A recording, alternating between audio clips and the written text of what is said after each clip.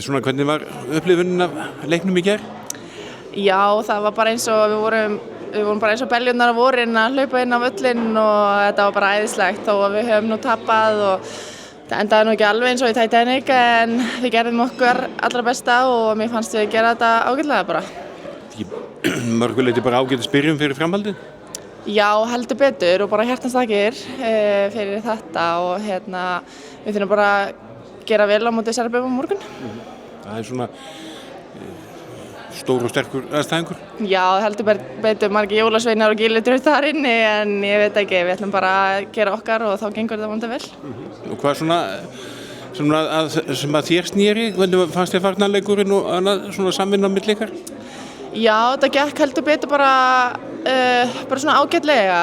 Þú veist, við vorum bara fyrir leik að hlusta á lagi Ég set búnd á skenginn og reyna að beppa okkur í gang og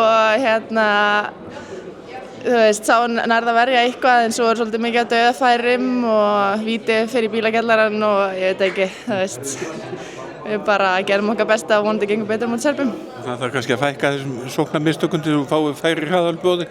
Algjörlega, það þarf að bara minka tapið boltana og halda aðspilur í boltan og þá ég held að við getum það morgun. Þú elskar ekki hraðalöpun? Nei, ekki endilega, það má segja það, ég elska þau ekkert endilega en jú, ef maður verði þau, þá elska ég þau, ef ég verði ekki þá hata ég þau. Já, en allavega svona, rátt fyrir tap þá koma leikmenn með svona jákvæða tilfinningu út úr þessu. Já, við vorum alveg peppaðir í gær, þú veist, það er bara stór leikur og margir áhorfendur og þannig að við tökum það alveg klálega inn og ætlum bara við viljum bara vinna á morgun, við finnum alveg það er eitthvað meðbyr með okkur þannig að við viljum bara sýna hvað við getum og vinna helst bara á morgun.